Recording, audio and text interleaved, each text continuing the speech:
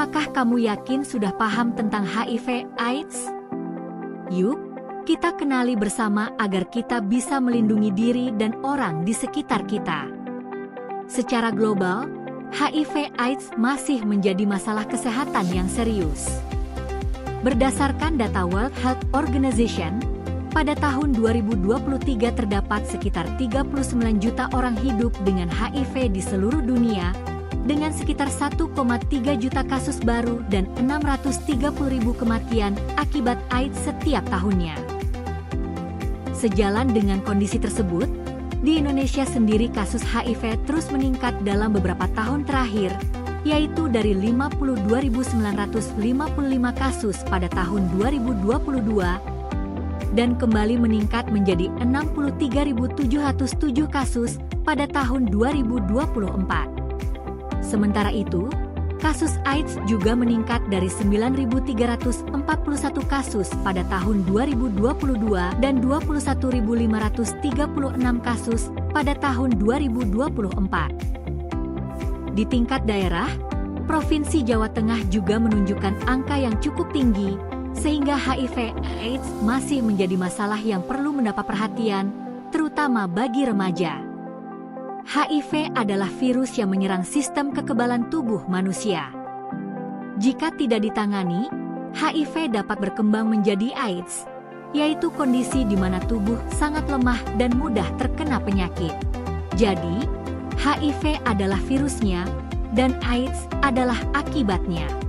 Pada awalnya, HIV sering tidak menunjukkan gejala.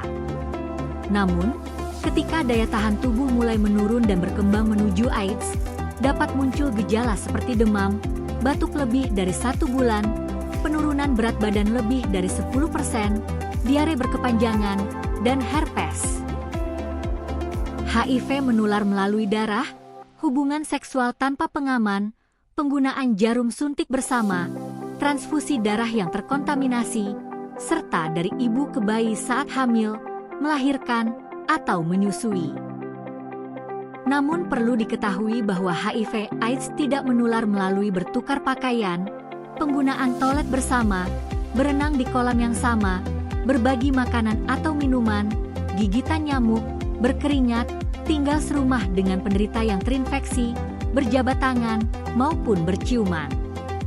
Oleh karena itu, jangan takut berinteraksi dan jangan memberikan stigma kepada orang dengan HIV/AIDS.